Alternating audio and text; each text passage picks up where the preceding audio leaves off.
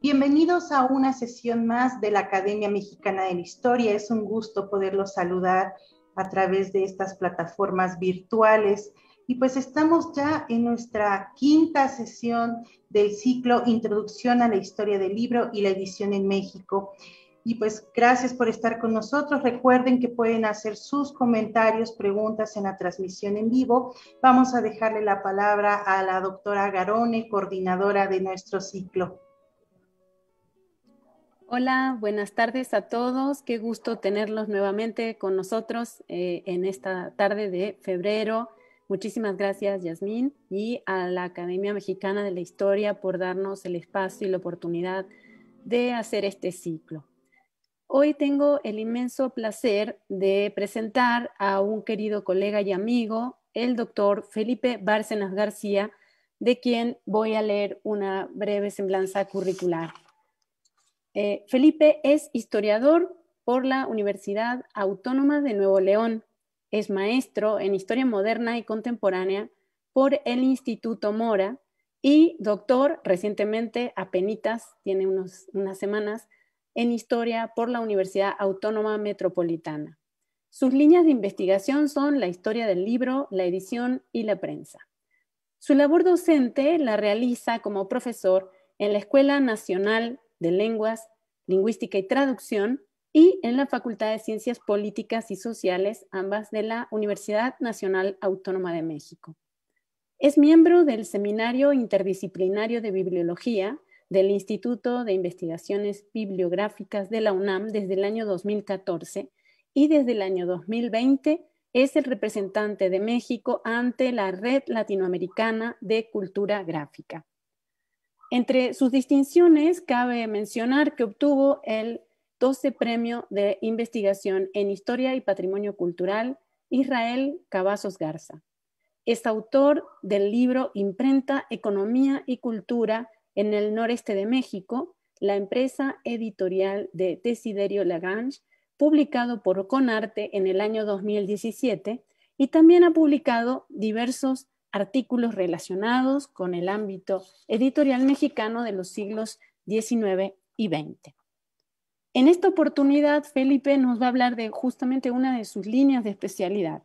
El título de su ponencia es Edición, Religión y Política en el México Independiente, los casos de la Ciudad de México y Monterrey, 1821-1855. Muchas gracias, Felipe, por acompañarnos. Nuevamente reitero la invitación a que nos dejen sus preguntas y comentarios para poder hacer el debate posterior a la presentación. Muchas gracias.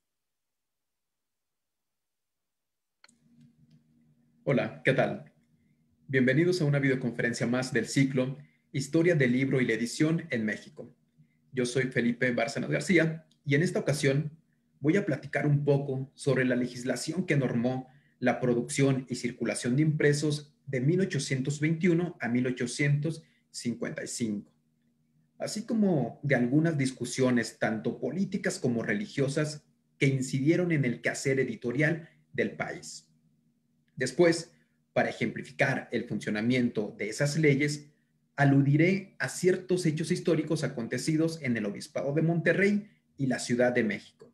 Pero primero, recordemos que este ciclo se propone abordar diversos temas relacionados con la historia del libro y la edición en México, desde el pasado prehispánico hasta el siglo XX.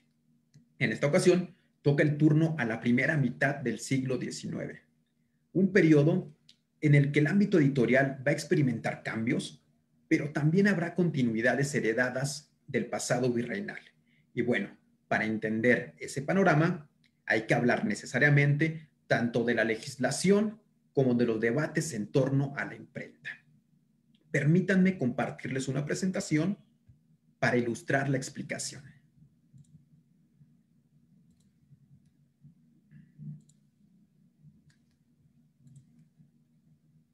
Listo.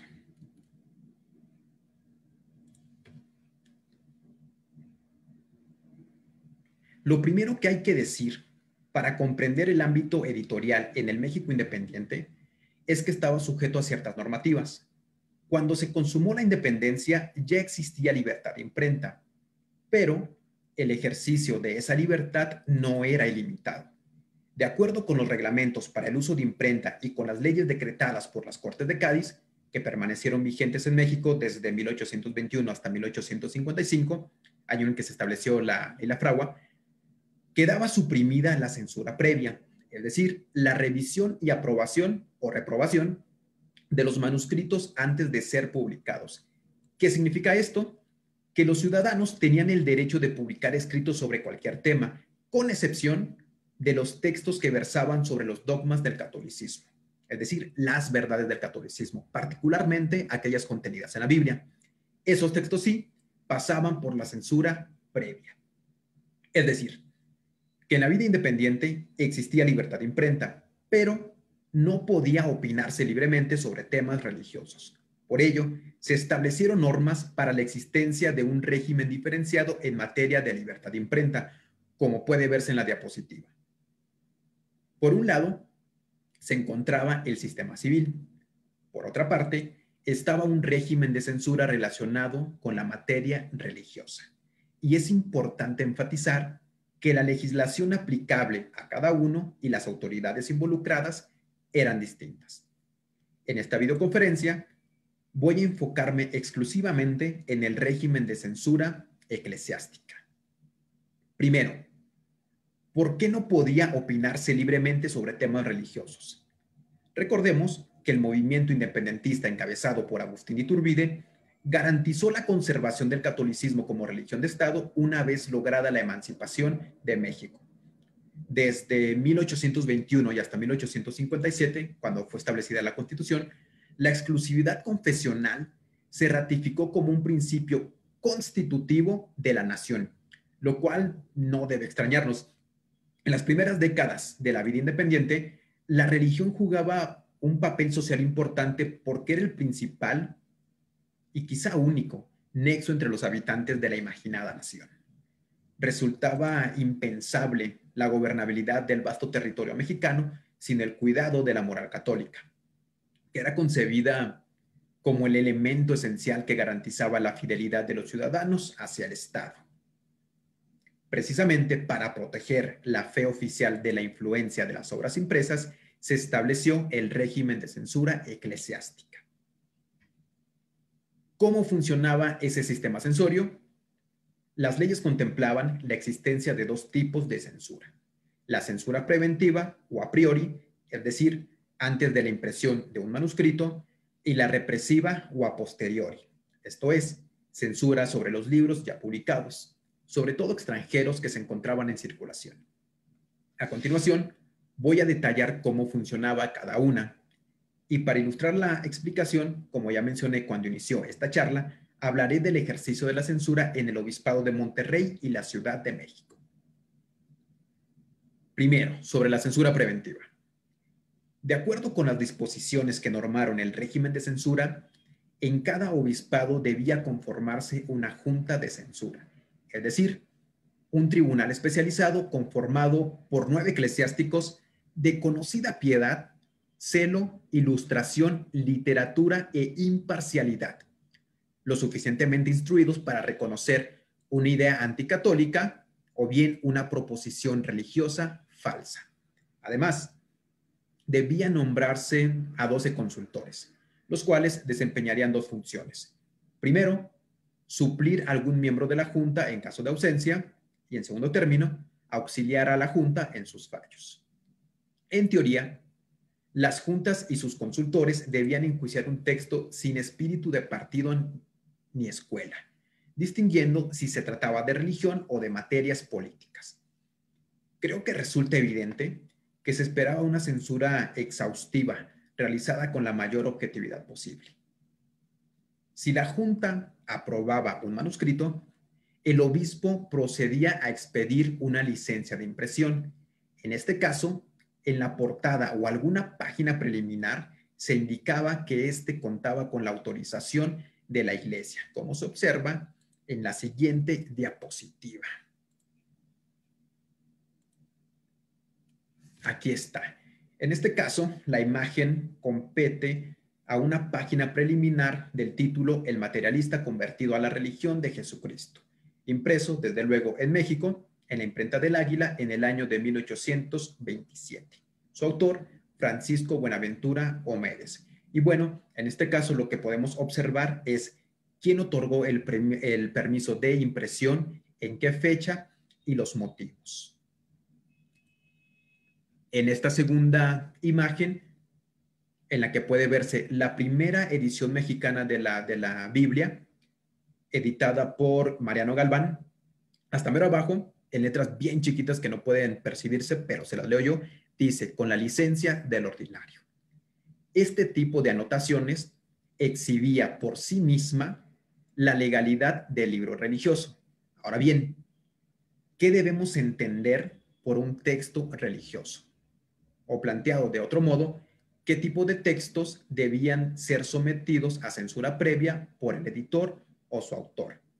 Bueno, de acuerdo con el edicto publicado por el arzobispo de Toledo en 1820, que desde luego permaneció vigente en México desde 1821 hasta 1855, los textos que estaban sujetos a censura a priori era la gama que les presento en esta diapositiva. Tratados de teología, Biblias, catecismos religiosos, que eran utilizadas para la enseñanza del cristianismo en las escuelas, los que tratan de religiones, tratados de disciplina eclesiástica y liturgia, es decir, tratados que estaban relacionados con las prácticas temporales de la iglesia. Pensemos, por ejemplo, en el cobro del diezmo o en el celibato, que no necesariamente tenían un carácter imperativo en los evangelios, ¿sí?, sino que tenía que ver más con cuestiones terrenales, temporales de los hombres. Las apologías de herejes, particularmente aquellas de Calvino y de Lutero, los de impiedad, deísmo, materialismo y ateísmo.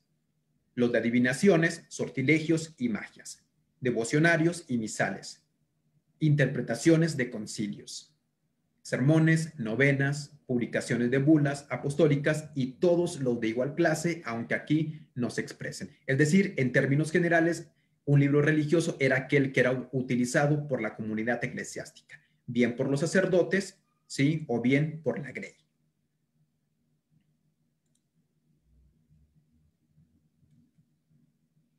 Por otro lado,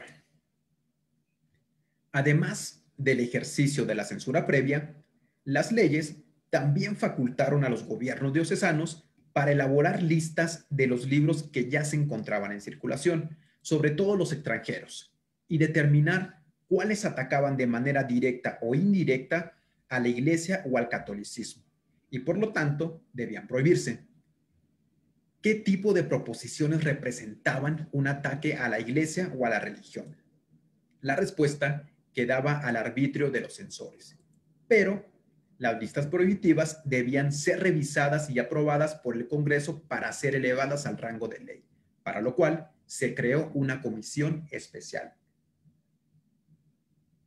Ahora bien, el clero únicamente estaba facultado para decidir qué títulos merecían vetarse e identificar quién poseía libros prohibidos, pero no podía realizar decomisos bajo ninguna circunstancia.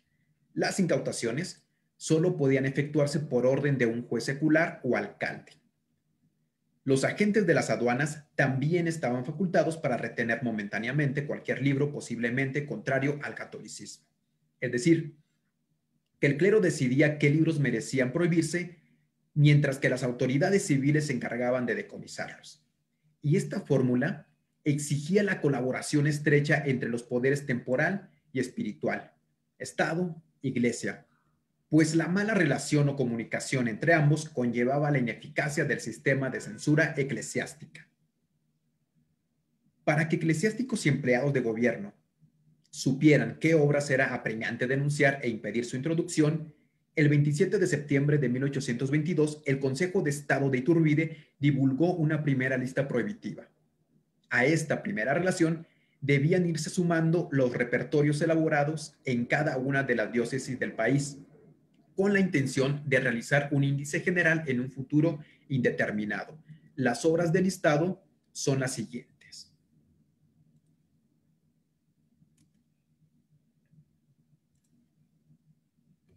Guerra de los dioses, Compendio del origen de todos los cultos por Dupuy, Meditaciones sobre las ruinas o lo que comúnmente se llama ruinas de Palmira. El citador, la sana razón o el buen sentido, o sea, las ideas naturales opuestas a las sobrenaturales. El compadre Mateo o baturrillo del espíritu humano. Cartas familiares del ciudadano José Joaquín de Clara Rosa a Madama Leocadia. Carta de Talleyrand Perigot al Papa. Y el sistema de la naturaleza y su compendio. Quiero comentarles que transcribí la lista fielmente de la fuente consultada. Y quiero también enfatizar cómo no se especificó el autor ni el año o lugar de publicación, solamente el título. Es evidente la vaguedad del listado realizado por el Consejo de Iturbide. Y dicha vaguedad complicaba la labor tanto de los posibles delatores como de los agentes aduaneros. Después de todo, ¿cómo identificarían, por lo menos, quiénes eran los autores peligrosos cuyos textos había que reportar?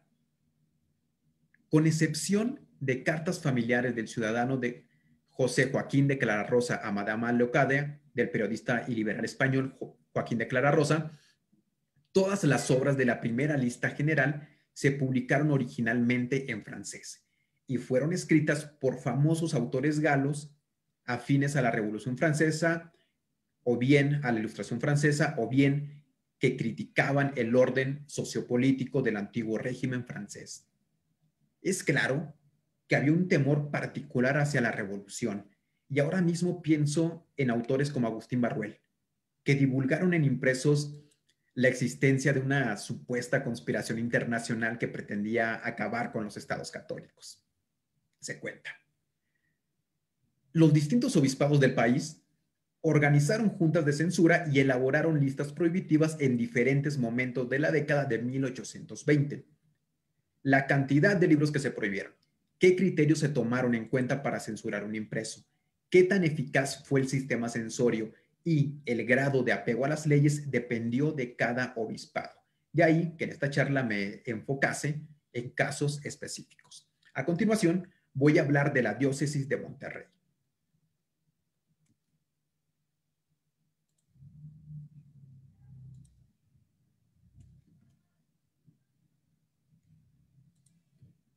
La jurisdicción de este obispado abarcaba los estados de Nuevo León, Tamaulipas y Coahuila, Texas, que Coahuila y Texas conformaron una sola entidad de 1824 a 1835. La Junta de la Diócesis se instaló en Monterrey. Fue instaurada el 7 de agosto de 1824. Cabe señalar que el obispado careció de prelado de 1821 a 1831, pues, como aconteció en otros puntos del país, el ordinario prefirió abandonar su cargo a reconocer la independencia de México, toda vez que ésta tampoco fue reconocida por la Santa Sede. En consecuencia, el cabildo eclesiástico se hizo cargo de gobernar la mitra. Los individuos que conformaron la Junta de Censura fueron, voy a citarlos directamente de un acta de la Junta de Censura a la que tuve acceso. Los miembros de la Junta eran el licenciado don José Vivero, dignidad de chantre de la catedral como presidente. Doctor don José Bernardino Cantú, tesorero de la misma. Bachiller don Juan Bautista Valdés, cura del Sagrario. Fray Matías Gómez, guardián del convento de San Francisco.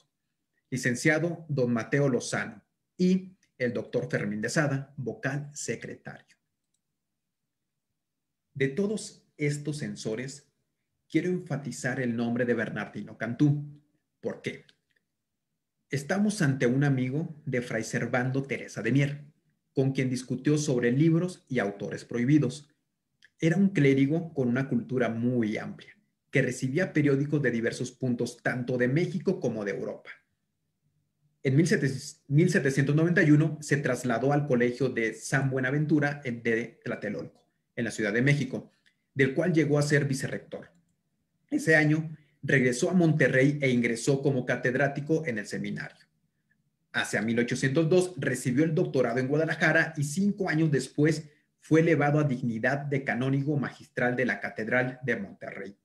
Además, figuró como presidente de la Diputación de las Provincias Internas de Oriente, desde su establecimiento en Monterrey en 1814.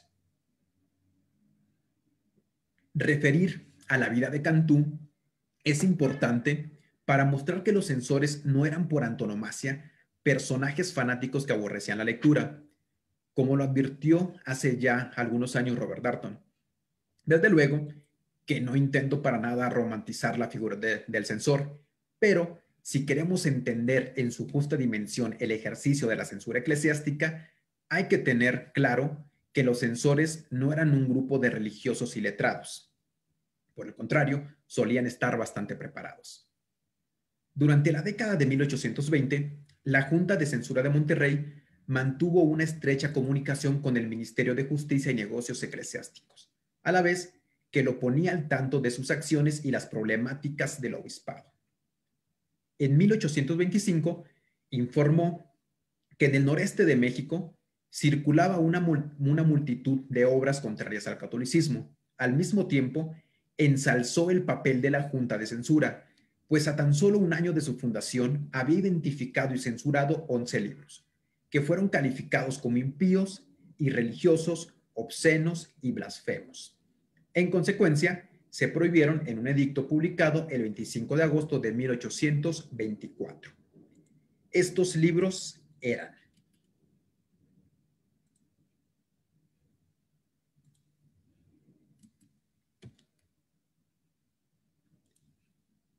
El Nuevo Citador,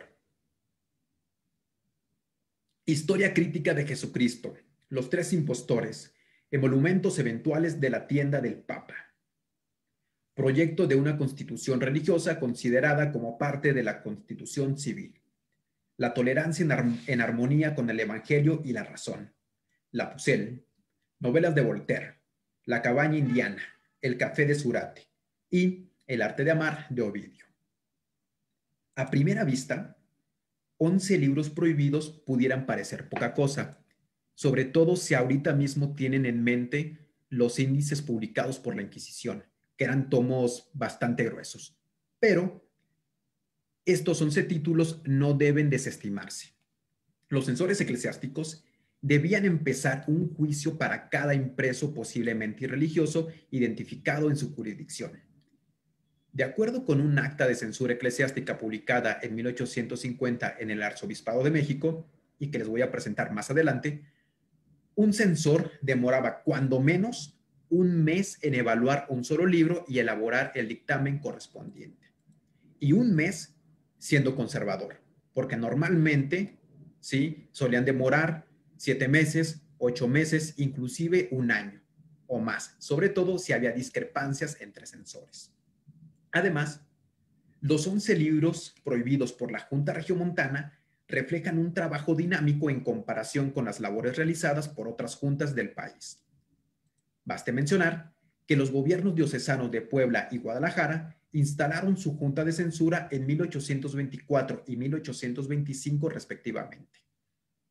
No obstante, elaboraron su primera lista prohibitiva hasta 1828 por orden del presidente Guadalupe Victoria. Que no se nos olvide que el primer liberalismo mexicano era católico. La Junta de Censura de Monterrey parece haber tomado su trabajo bastante en serio. Desde su fundación mostró disposición en trabajar de manera estrecha con las autoridades centrales y evitó confrontarlas, aunque discrepara de ellas. El clero regiomontano trasladó su lealtad a las nuevas entidades políticas, ocultando todo rastro de añoranza por el viejo orden, lo cual prueba su adaptabilidad al nuevo contexto. Cabe señalar que, de acuerdo con el secretario del Cabildo Eclesiástico, Juan Francisco de Arce Rosales, las 11 obras prohibidas por la Junta de Censura y otras evidentemente peligrosas, pero que no habían sido vetadas nominalmente, ingresaban al Obispado de Monterrey por 4 puntos de Tamaulipas: Altamira, Tampico, Soto la Marina y El Refugio, que actualmente es Matamoros. Si bien informó al Ministerio de Justicia que el gobernador tamaulipeco ya estaba al tanto de la situación, instaba a las autoridades centrales a prestar mayor vigilancia a los libros que ingresaban al país. De los 11 títulos vetados en 1824, 3 eran expresamente ateos. 2 eran clasificables como obscenos y por lo tanto contrarios a la moral evangélica, y 3 más eran deístas, es decir, que negaban el conocimiento de Dios a través de la revelación o las sagradas escrituras. En todo caso, si era posible conocer a Dios, era a través de la razón. Por lo cual, su prohibición estaba justificada legalmente, ¿sí? Los libros ateos eran Historia crítica de Jesucristo o Análisis razonado de los Evangelios, El Nuevo Citador y Tratado de los Tres Impostores. El primero fue escrito por el barón de Holbach.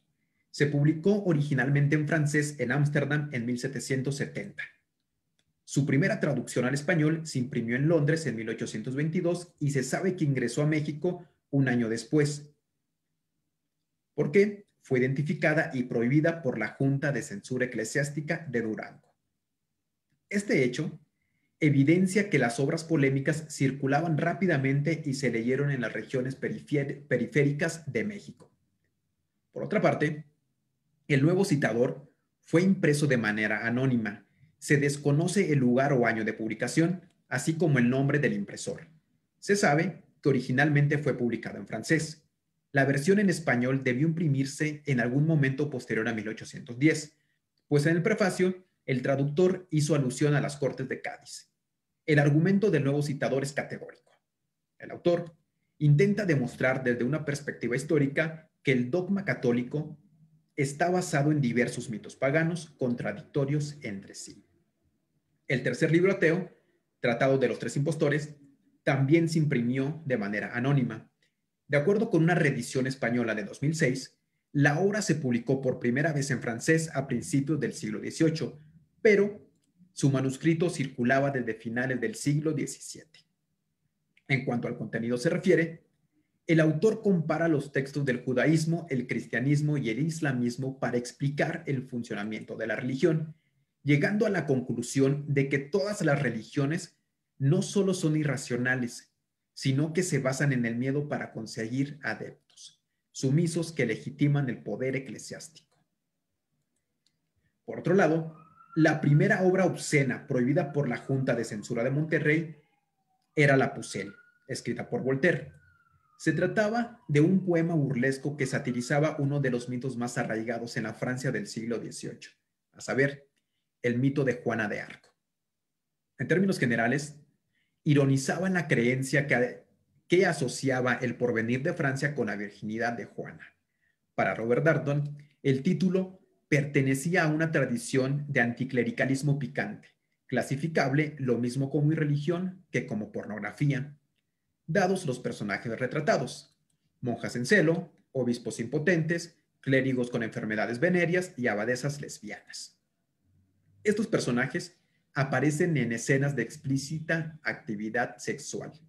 La Pucelle fue impresa por primera vez en francés de manera parcial y clandestina en 1755. 7 años después, se publicó la versión final, la cual estaba compuesta de 21 cantos. La obra se tradujo al español como La doncella de Orleans. La primera traducción fue publicada en Burdeos en 1823. Un año después, se imprimió una segunda traducción en Londres, lo cual prueba su popularidad en el mundo de habla hispana. La segunda obra obscena era Arte de Amar, del poeta romano Ovidio. Se trata de un poema didáctico estructurado en 3 libros. Los primeros 2 se publicaron en el año 1 a.C. y el tercero en el 2 después de Cristo. El primer libro estaba dirigido a los hombres. En este se explicaba en qué espacios públicos de Roma podían encontrarse mujeres. Asimismo, se recomendaban algunas técnicas de seducción. En el segundo, se enseñaba cómo retener a la mujer conquistada. El último estaba dedicado a las féminas. Allí se les brindaban estrategias para localizar, cortejar y enamorar hombres. Aunque el poema no está escrito en un lenguaje lascivo, provocó polémica desde su aparición porque atentaba contra la moral de su época, toda vez que normalizaba el adulterio. Por ello, el emperador César Augusto se refería al texto de Ovidio como el arte de cometer adulterios.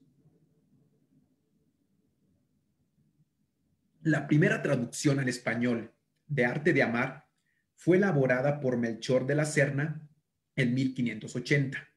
Desde entonces, el poema se ha reeditado numerosas veces en nuestro idioma. Tan solo en la década de 1820 tuvo por lo menos 4 versiones. La primera apareció en París al iniciar ese decenio. La segunda fue publicada en 1821 en la imprenta Repulés, localizada en Madrid. 2 versiones más fueron elaboradas en 1822, una en la imprenta de Don Vilches, también madrileña, y la otra en la imprenta de Oliva, ubicada en Barcelona. Por otro lado, los títulos deístas prohibidos por los censores de la diócesis de Monterrey eran novelas de Voltaire, La cabaña indiana y El café de Surate. El primero era un compendio que reunía una parte de la producción literaria de Voltaire, traducida al español. Entre ella, Aventuras de un mozo inglés llamado Jenny, escritas por doña Mamerta Las Nalgas. La obra se publicó en Burdeos en 1819. Todas las narraciones se caracterizaban por el uso de un lenguaje irreverente que criticaba las supersticiones inculcadas por la Iglesia, a la que el autor se refería burlescamente como la industria divina. En dichos relatos se dejaba en claro al lector que Dios no intervenía en los asuntos humanos, de modo que el conocimiento del Creador debía realizarse solo a través de la razón.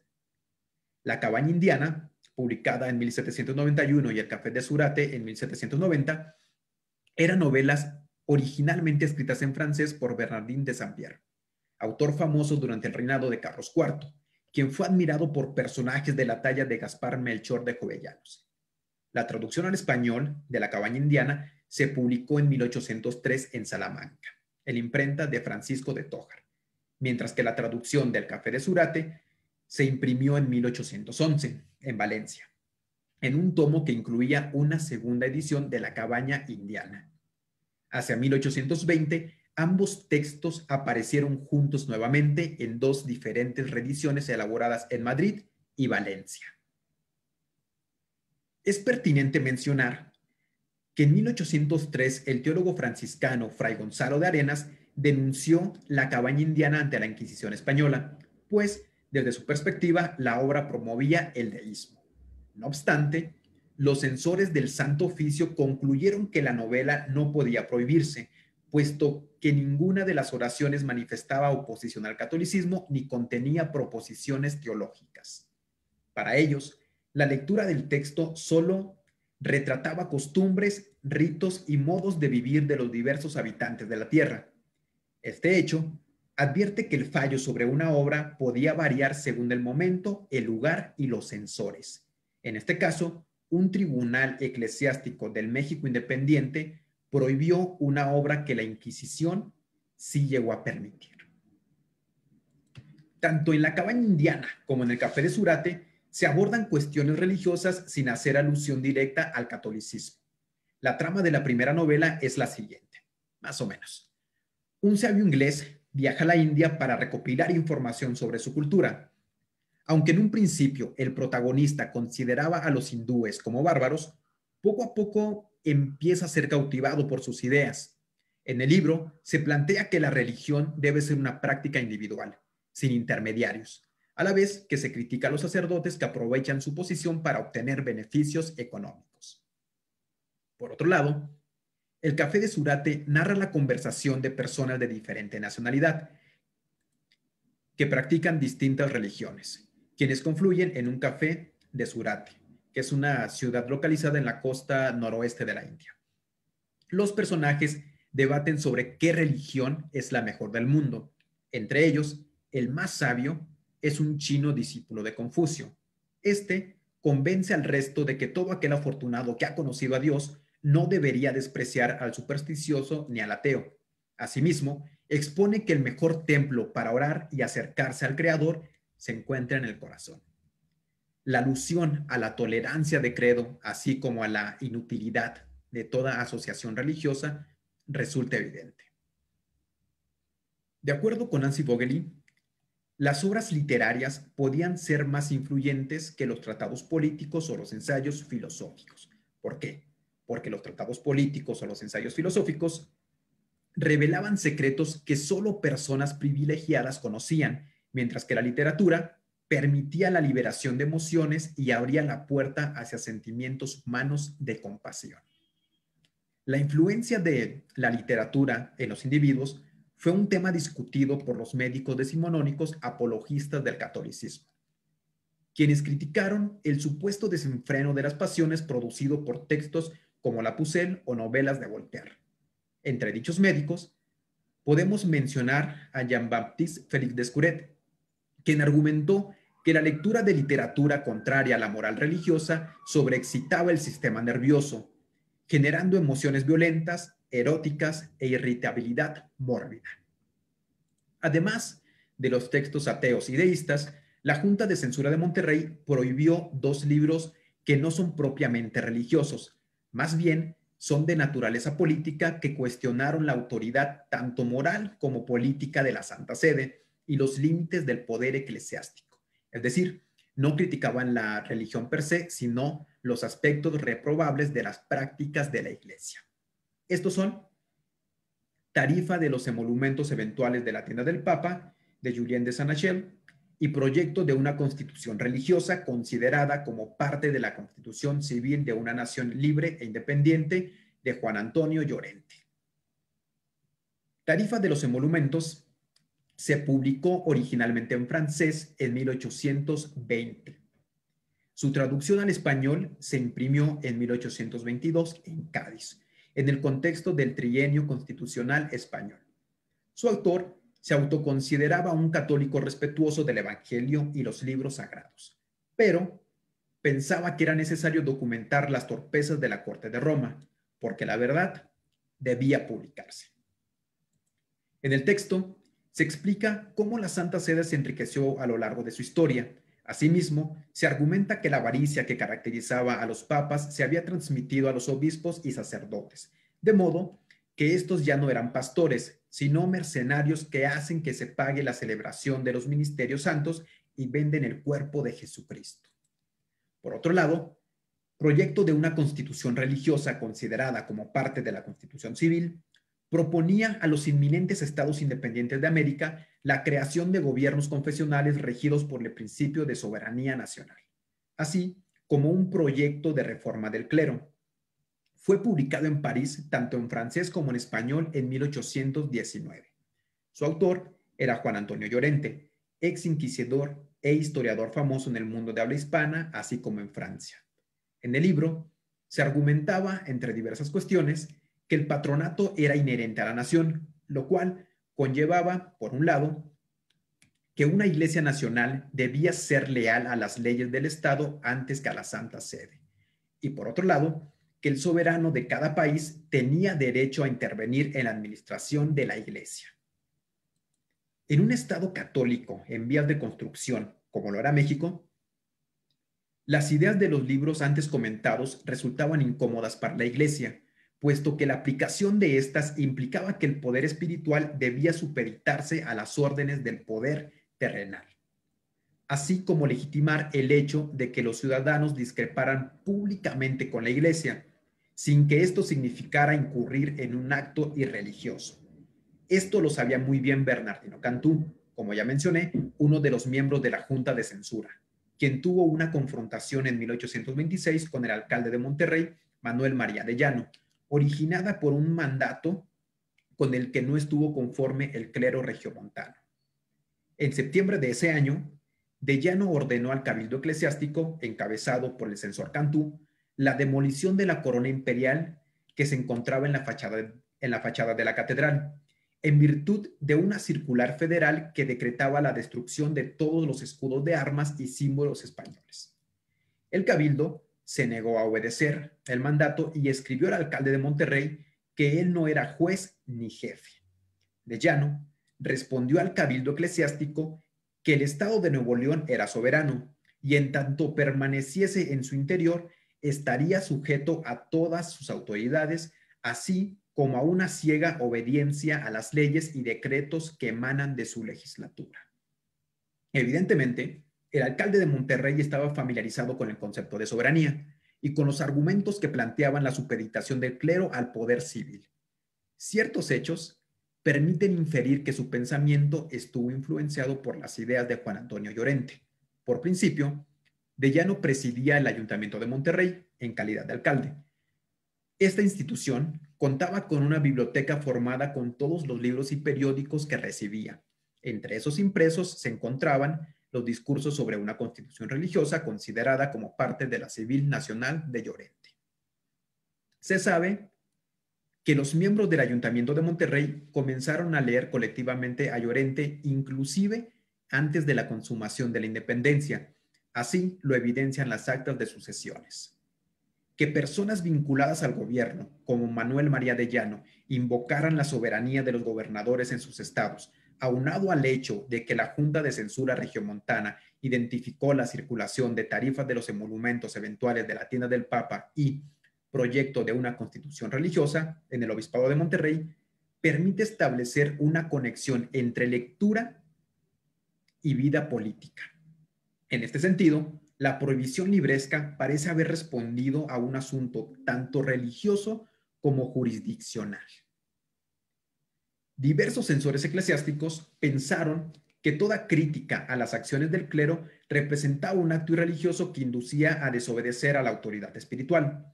Consideraron que era la Iglesia quien debía tener la última palabra en todo lo relacionado con la moral y la fe en la que los mexicanos se educarían.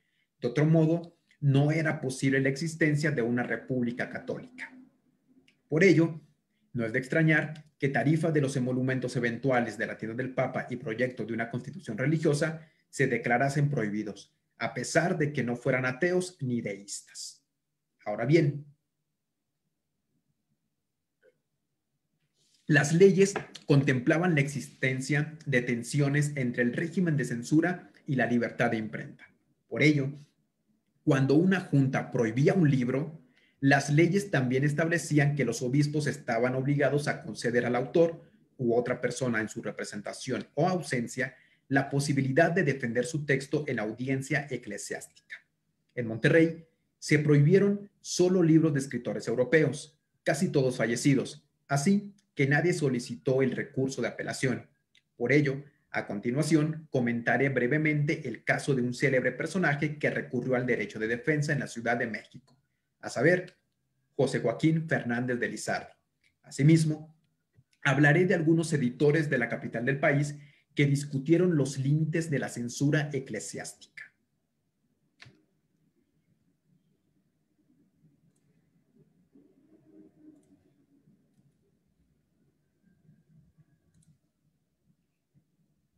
Lizardi, primer escritor del país en hacer uso de la libertad de imprenta, fundador del periódico El Pensador Mexicano, fue censurado tras publicar el folleto Defensa de los francmasones, el 13 de febrero de 1822. Hay que aclarar que a principios de ese año las autoridades eclesiásticas mexicanas dieron a conocer las bulas papales que condenaban la masonería, por considerarla un semillero de herejes y conspiradores contra los tronos católicos y la religión. Lizardi cuestionó: ¿qué tenemos que escandalizarnos de los francmasones cuando ni sabemos de qué tratan ni podemos imputarles por culpa un secreto que guardan religiosamente por no ultrajar a Dios perjurándose? El autor criticaba que la Iglesia Católica condenase a las logias de manera irracional. Consideraba que, para sancionar a alguien, primero era necesario presentar pruebas que evidenciaran la falta. Pretendía mostrar que los juicios de los eclesiásticos hacia los francmasones eran arbitrarios e incompatibles con una época que demandaba apego a la razón. Lizardi afirmó ser católico y seguidor de las acciones de Jesucristo. Sin embargo, eso no impidió que las autoridades del Arzobispado de México condenaran su publicación y lo excomulgaran ipso facto. ¿Por qué? Porque el castigo para los autores, editores y lectores de libros prohibidos era la excomunión mayor no tolerada, que en esa época era una pena que provocaba mucho temor. Por principio, el inculpado no era admitido en las misas ni se podía orar por él. Tampoco era posible que fuese auxiliado por las instituciones de la Iglesia o que recibiera la sepultura eclesiástica.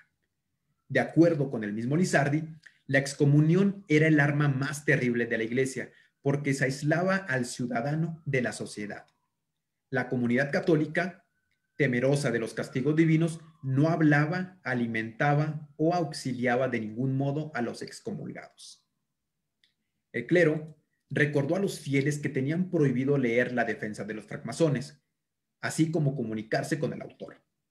Para que ninguna persona alegara ignorar el caso, se ordenó que el edicto de excomunión fuese divulgado el primer día festivo inmediato a su recibo y se leyese en todas las iglesias del arzobispado.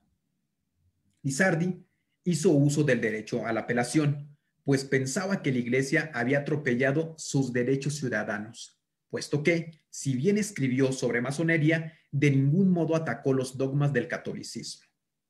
El pensador mexicano invirtió mucho tiempo para su defensa. No solo intentó convencer al clero de los errores de su sentencia, sino que publicó algunos folletos para replicar públicamente su condena. Por ejemplo, Segunda Defensa de los Francmasones. E inclusive apeló, sin éxito, directamente en el Congreso. Lizardi pensaba que cuestionar los aspectos reprobables de las disposiciones de la Iglesia no implicaba un acto irreligioso. Por el contrario, contribuía a depurar el catolicismo de corrupciones. Razonamientos similares se publicaron a lo largo de las décadas de 1820 y 1830. Por ejemplo, el impresor librero Alejandro Valdés Telles, quien se especializó en la venta de géneros editoriales religiosos como cartas pastorales, sermones, manuales para la administración de sacramentos, entre otros, publicó en 1826 un folleto titulado Ahí va ese hueso duro de roer y que le metan el diente.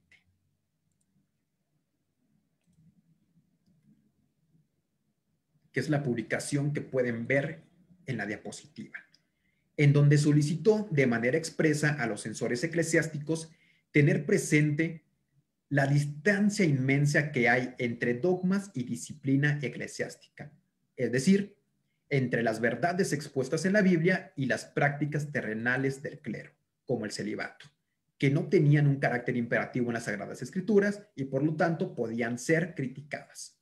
En este sentido, para Valdés era legítimo publicar los abusos cometidos por la Iglesia en la historia. Por otro lado, Ignacio Cumplido, editor del siglo XIX, publicó en 1833 un fragmento de Inconvenientes del celibato eclesiástico, cuya portada también les presento. Folleto publicado originalmente en francés, que fue vetado de los obispados de Durango y Puebla en 1823 y 1828 respectivamente. En el prólogo, Cumplido, anticipándose a la prohibición de su impreso, expuso que el celibato eclesiástico era materia de las prácticas terrenales de los hombres, en la que al no existir ninguna definición dogmática, se podía opinar sobre su conveniencia o no, sin exponer en lo más mínimo la infalibilidad de la Iglesia.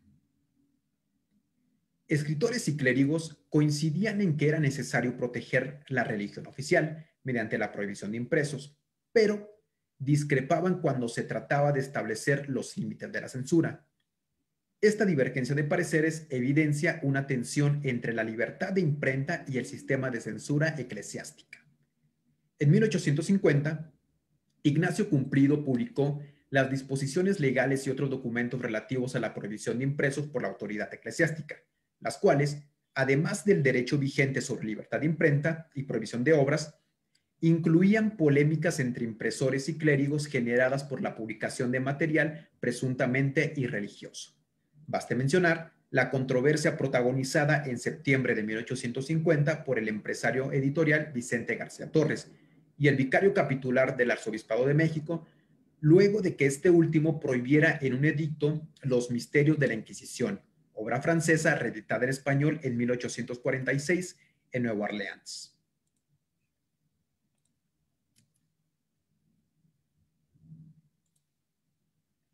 García Torres fue el principal agraviado por el edicto arzobispal, porque su imprenta estaba preparando una edición mexicana de los misterios de la Inquisición y esta se había anunciado ya en los periódicos. El impresor escribió directamente al Ministerio de Justicia y Negocios Eclesiásticos para solicitar un amparo. Desde su perspectiva, la obra censurada no atacaba a la religión, sino que criticaba a los bárbaros y perversos que, profanándola, han pretendido hacerla un instrumento de sus pasiones, de sus miras ambiciosas y tiránicas. El ministro de Justicia, Marcelino Castañeda, solicitó al vicario capitular del arzobispado información sobre el juicio de censura y, habiendo encontrado violaciones al debido proceso dispuesto por la legislación, muy ad hoc con el presente, decidió permitir la circulación de los misterios de la Inquisición. ¿Qué irregularidades se cometieron? Bueno, la Junta de Censura no celebró un juicio conforme a las leyes, sino que pidió a un eclesiástico elaborar un dictamen negativo a la obra en cuestión que justificara el edicto prohibitivo.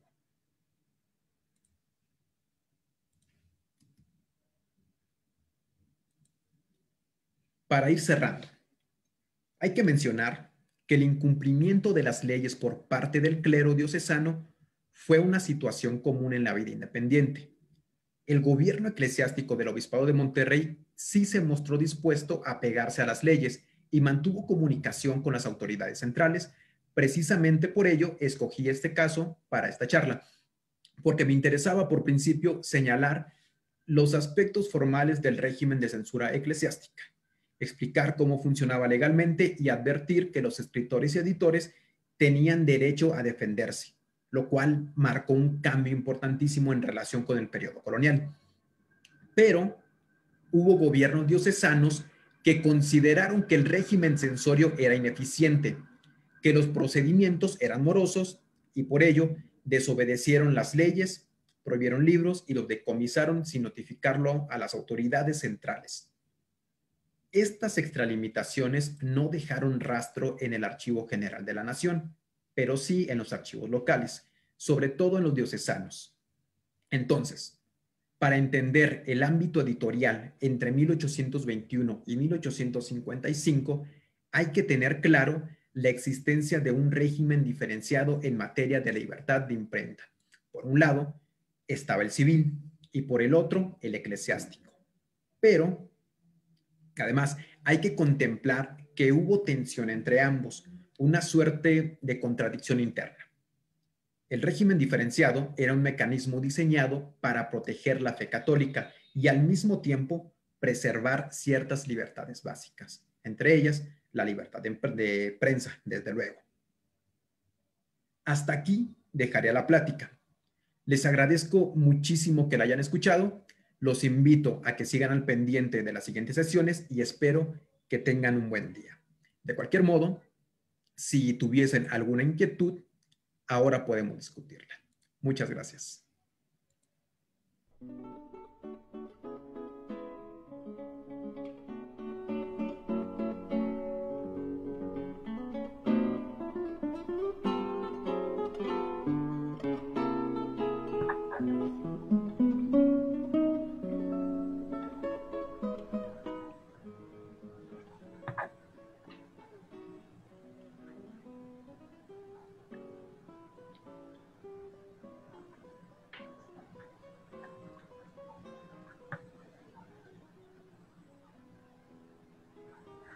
Agradecemos al doctor Felipe Bárcenas la charla tan interesante que nos ha compartido el día de hoy.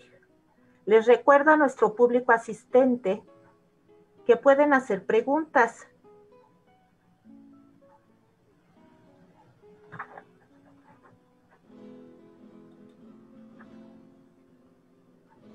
Le dejo los micrófonos a la doctora Garone.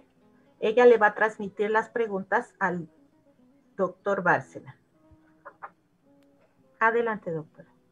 Muchísimas gracias, Catalina, por cederme el micrófono y, bueno, felicidades, Felipe, porque realmente fue muy ilustrativo todo este proceso que nos das. O sea, pasamos del periodo colonial, como bien señalaste ayer, al siglo XIX, un siglo XIX que cambia una serie de parámetros, entre ellos varios de los que diste, en relación con la circulación de las ideas y la dinámica editorial que eso va a implicar, ¿no? en el nacimiento de un país independiente. Tenemos varias preguntas de parte del público, hay mucha interés y mucha participación realmente, y felicitaciones. Inclusive ya tienes algunos fans que dicen que está muy buena tu ponencia porque ya planteaste la cuestión ideológica de manera más nítida. Voy a hacer lectura de alguna de esas ponencias, de preguntas, y yo también tengo algunas preguntas que creo que es muy importante que nos cuentes tras bambalinas, un poco los aspectos de método, de cómo has abordado este trabajo, y también, esto me estoy adelantando un poquito a las preguntas del público, que nos cuentes un poquito los antecedentes de qué otros académicos o colegas han trabajado esta perspectiva de los libros prohibidos. La censura siempre ha llamado mucho la atención, y a veces tenemos, inclusive a título personal, confusiones sobre lo que es una censura, lo que es una prohibición, lo que es un expurgo, y cómo del periodo, digamos, del antiguo régimen, esto pasa al siglo XIX y cómo se materializa inclusive en las huellas en los mismos libros. Eso también será una de las preguntas que te voy a hacer, pero vamos a empezar dándole la palabra a nuestros acompañantes, a las personas que nos siguieron hoy, algunos que ya son muy, que nos frecuentan, que nos han venido acompañando. Por ejemplo, Miguel Sosa, que dice: sí, durante la colonia se traficaban los libros al interior de barriles de vino. ¿Qué tan documentada está esa información? Bueno, y no sé si también para el siglo XIX, ¿qué información tengas al respecto? Hola Marina, buenas tardes a todos. Bueno, antes que responder, por principio quiero saludarlas y saludarlas.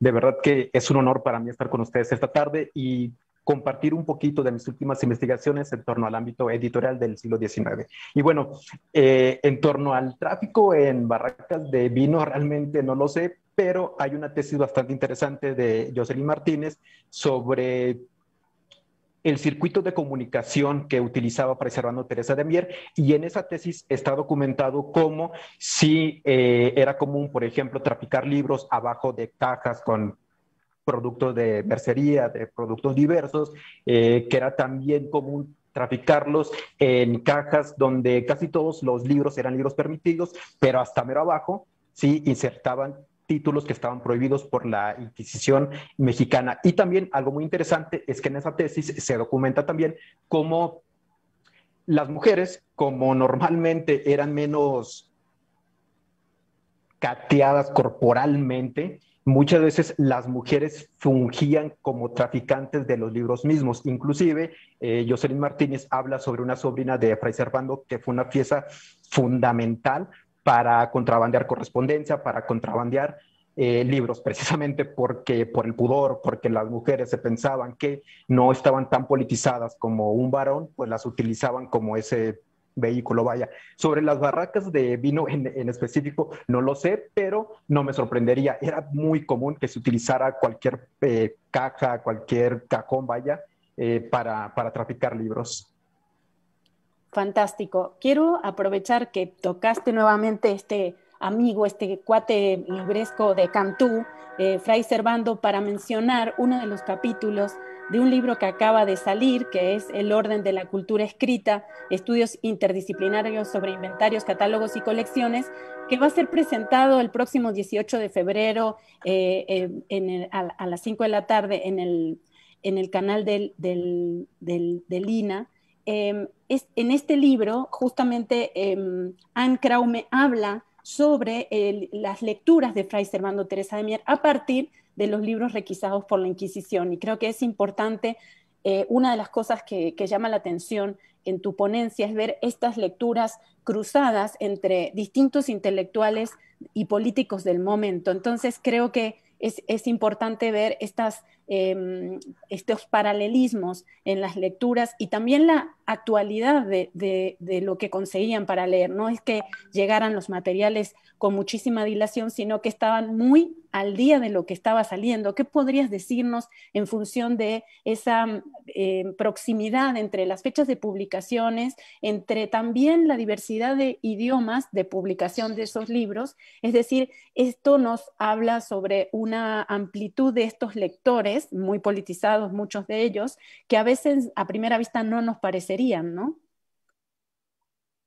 Claro, y lo que pasa es que mercado americano, el de habla hispana particularmente, se estaba configurando ya como un mercado interesante, como un mercado que eventualmente generaría muchos recursos económicos desde principios del siglo XIX. Sí, desde luego que tras las independencias hispanoamericanas, esta potencialidad quedó de manera mucho más palpable. Y además hay que considerar, sí, que durante el trienio liberal español se van a producir muchos libros liberales, sí, que van a encontrar cabida precisamente acá en América. Y desde luego que hay editores ubicados, por ejemplo, en Londres, en España, en los Países Bajos, que van a estar contemplando que acá en América hay futuro, que acá en América hay personas interesadas en comprar libros. Y algo bien interesante es que se ha escrito que el siglo XIX puede considerarse como el siglo de la prensa, o bien el siglo de la folletería, toda vez que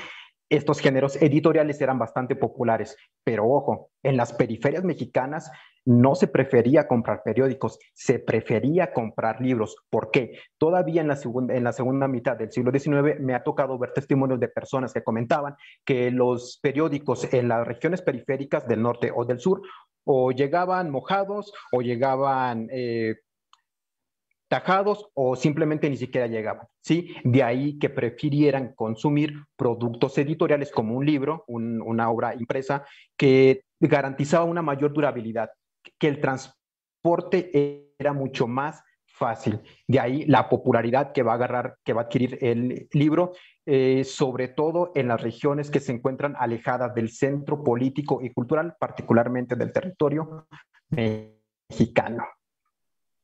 Fantástico, eso que acabas de señalar yo lo desconocía y me parece un dato muy interesante para ver cómo se configuraron estas rutas editoriales y estos circuitos que también señalaste, la entrada por el Golfo de México y también me imagino que por la frontera. Es decir, esto también un aspecto de la geografía del libro y de la cultura impresa nacional que valdría la pena reflexionar. Nuestra amiga Rocío Franco de Toluca pregunta, quizá es una obviedad mi pregunta, pero ¿hay alguna documentación, estudios, bibliografía respecto del papel de los editores en los movimientos sociales? Pienso que se habla mucho de los escritores y autores y de los ejecutores de los movimientos sociales, pero en muchos de los casos, si no es que en todos, las ideas contestatarias no se habrían propagado sin el trabajo de un editor. Se tienen datos al respecto y dice gracias y también saluda al ponente.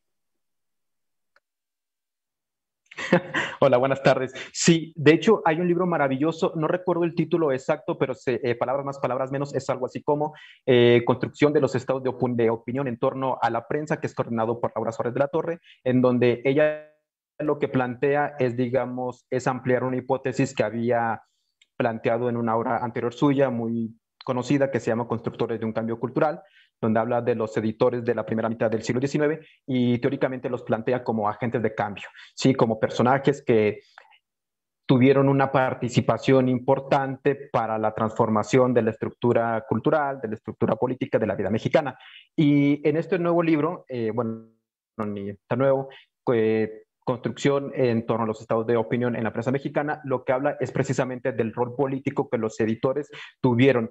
Hay diversos artículos que están de repente dispersos en diversas obras, como La República de las Letras, una obra de varios volúmenes publicada por la UNAM, en donde puede verse precisamente el peso de los editores o de los impresos que están editando en la vida política nacional. Fantástico, esto también es importante poderle decir a las personas, me sale decir televidentes, aunque no lo son, pero nos están viendo por ahí, facebookicientes, no sé cómo sería la palabra, vamos a irles poniendo también recomendaciones bibliográficas, así que síganos preguntando porque claro. Hay muchos colegas que están trabajando distintas facetas de los estudios del libro y la edición y eso es una cosa muy positiva. Alejandra Olalde dice, aparte de la excomunión, ¿existieron otros castigos como multas? Y Marcela Rodríguez Uribarren pregunta, ¿hubo algún texto que tras apelación fuera eliminado de la lista? Es decir, que se retractaran.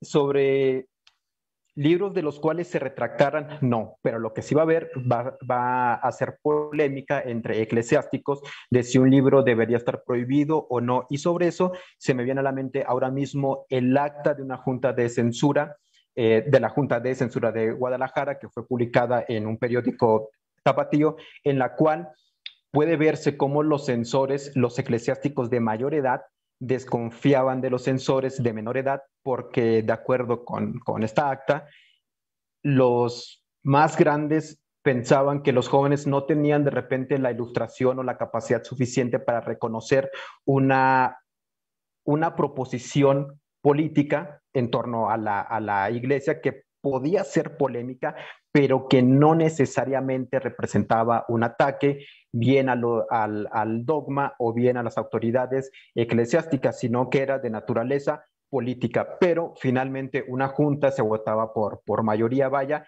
y si la mayoría determina que cierto libro debía prohibirse, pues se prohibía. Pero una lista, digamos, no podemos interpretarla o leerla como una relación en la cual hay conformidad de todo el clero mexicano. No, cada obra pasó normalmente por un proceso de evaluación, por un proceso de revisión, y en ese proceso, desde luego, hubo discrepancias internas. Y respecto de la pregunta de Alejandra sobre si además de castigos de excomunión existieron multas o cuál fue el marco, digamos, punitivo tal cual.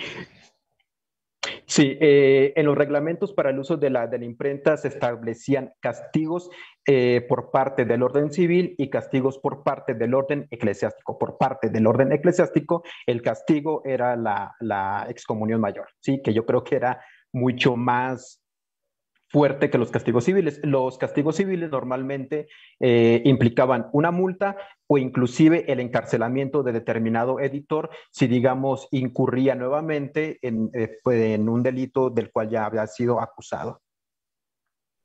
Perfecto. Durruti de Alba nos pregunta, buenas tardes, saluda, dice, ¿hubo comunicación sobre temas de censura entre la diócesis de Monterrey y la arquidiócesis de México? Y yo quisiera agregar a esta pregunta, sí, me leyó la mente de Durruti porque yo quería saber si había una especie de patrón común o elemento de contagio, digamos, entre estos tribunales, o si había problemáticas regionales, es decir, que los tribunales funcionaran distintos dependiendo de la región del país. En tu conocimiento, ¿qué nos puedes decir?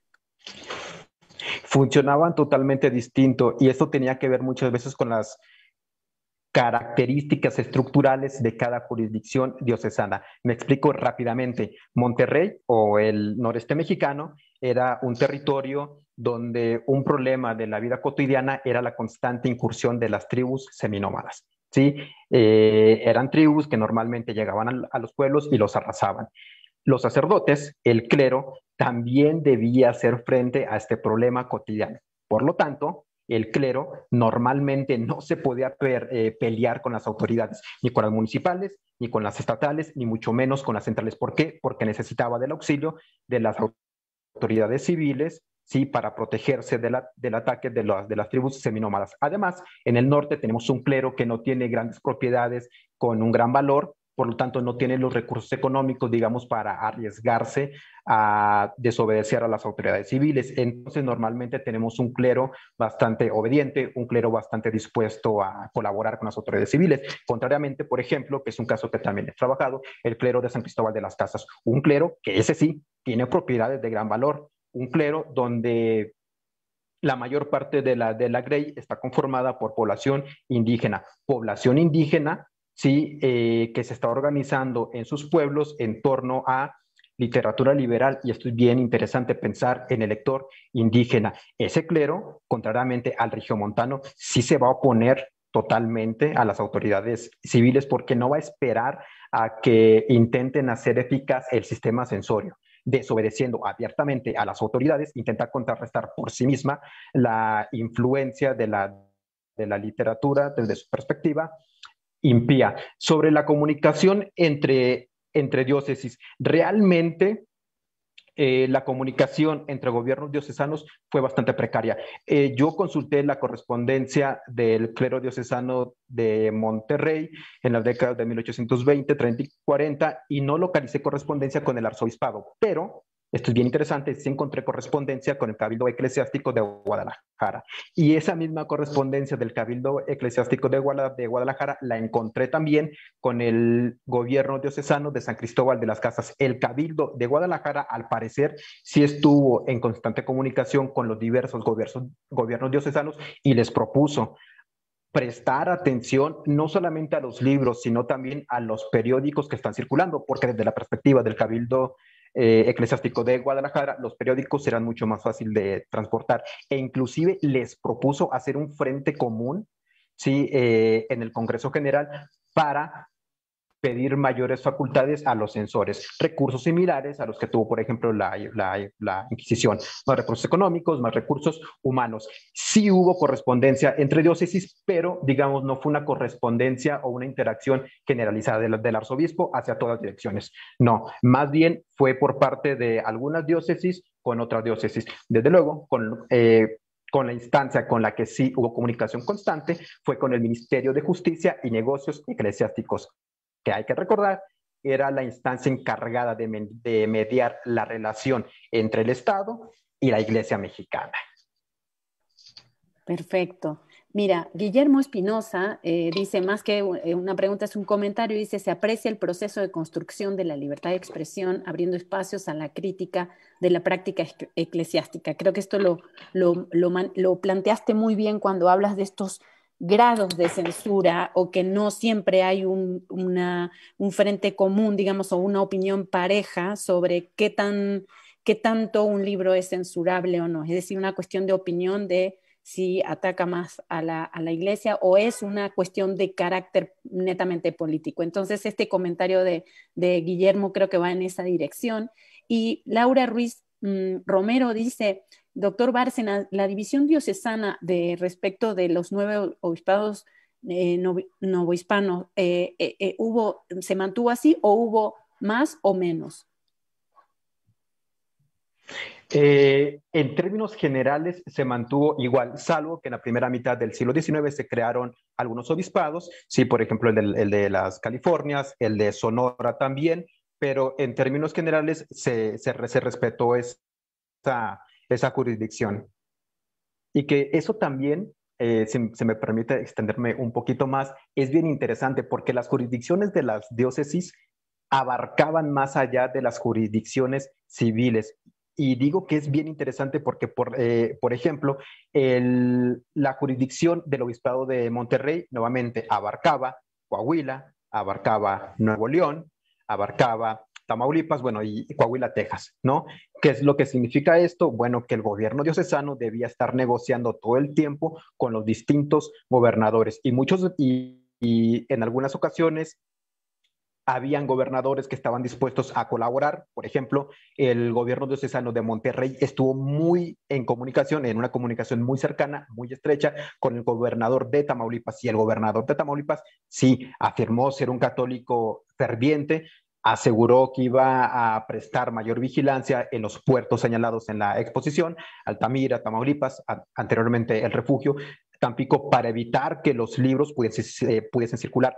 Pero habían alcaldes, habían otros gobernadores, digamos, de cariz un poquito más liberal, que posiblemente eran más permisibles o bien relajaban un poquito la vigilancia en lo que concierne a la circulación de los libros. Entonces, el tema de las jurisdicciones es bien importante porque no podemos entender en su justa dimensión cómo circulaba la literatura impía si no entendemos el perfil de cada gobernador y las negociaciones que los gobiernos diocesanos están haciendo con los políticos civiles.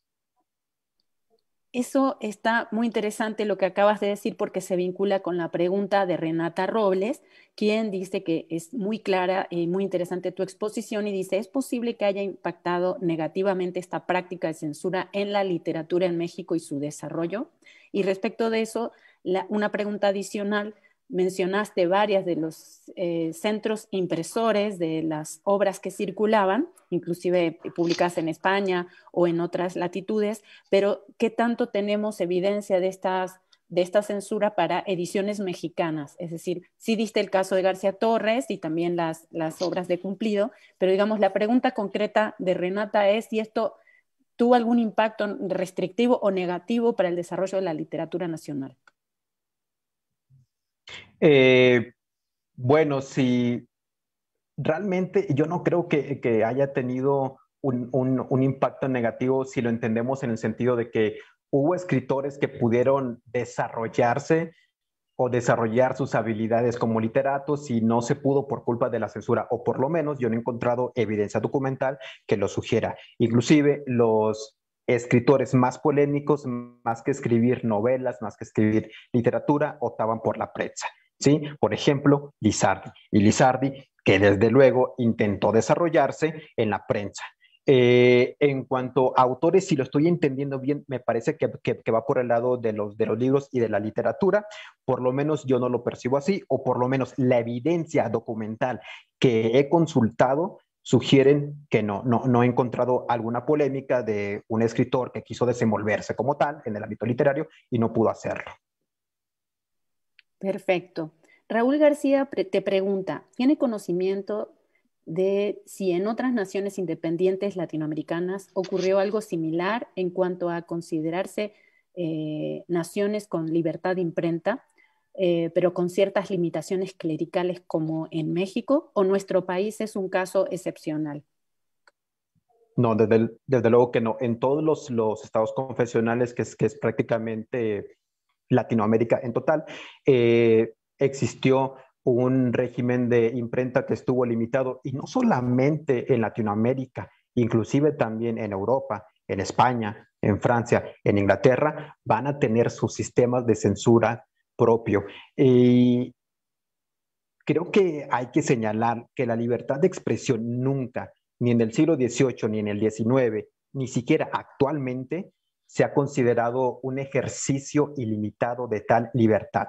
Siempre en los regímenes nacionales modernos y contemporáneos se han establecido límites en torno a lo que puede decirse y en cuanto a lo que no. Inclusive, hoy en día uno no puede discriminar abiertamente en las redes, en el ámbito público, porque constitucionalmente el límite de la libertad de expresión pues son los derechos humanos, ¿sí?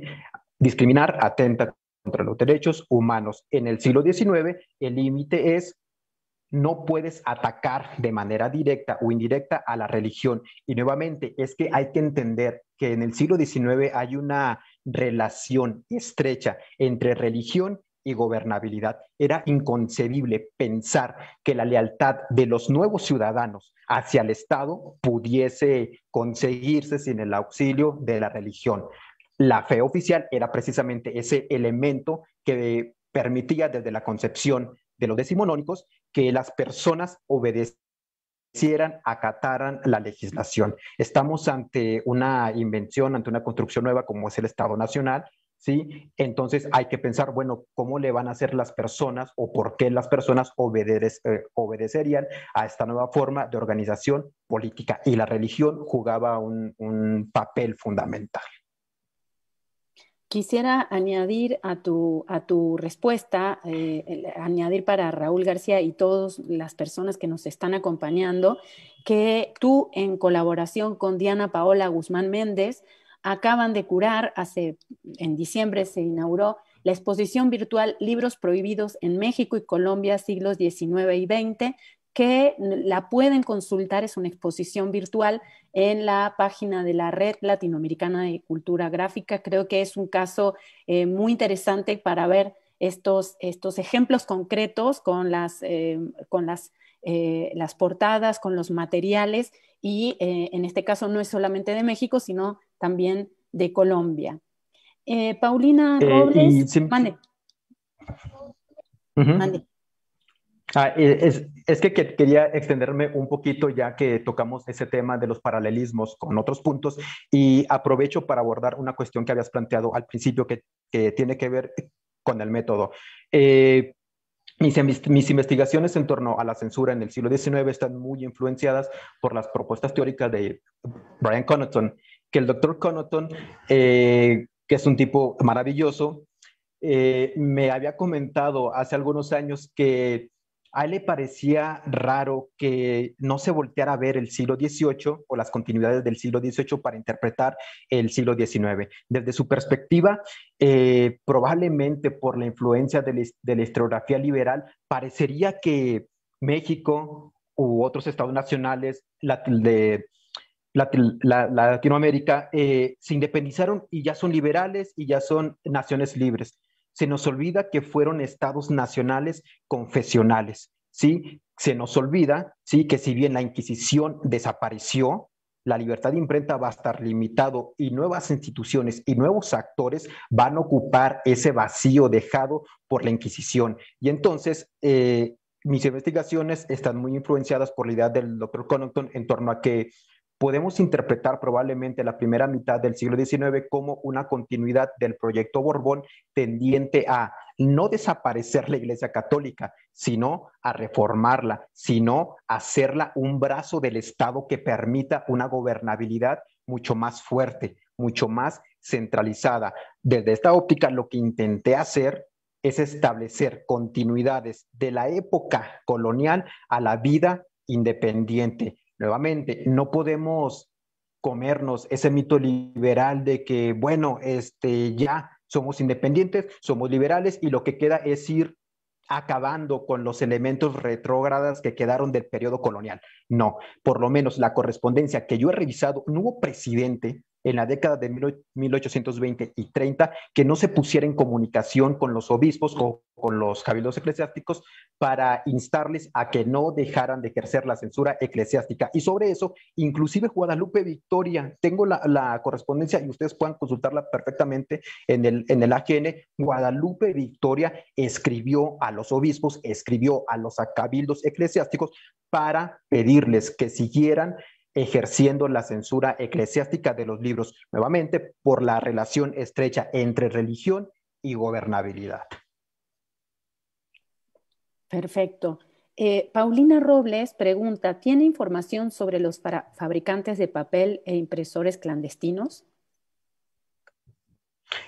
Sobre fabricantes de papel, particularmente en México, no, porque si mal no recuerdo, realmente no había fábricas o grandes fábricas de papel acá en México. El papel era importado.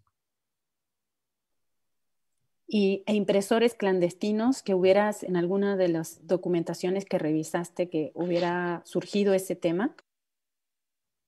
Sí, sobre todo impresores clandestinos o pequeños impresores clandestinos localizados en Tamaulipas. Ahora mismo se me viene a la mente el caso de una comunidad llamada Armadillo, ubicada en Tamaulipas, donde hubo una queja de un ciudadano que le dice al gobernador que en esta pequeña imprenta se reimprimen un montón de papeles que no están permitidos por la Iglesia Católica. Y es bien interesante esto porque normalmente cuando pensamos en las ediciones piratas, podemos imaginar impresores europeos, impresores extranjeros que están intentando saturar el mercado americano con sus ediciones piratas.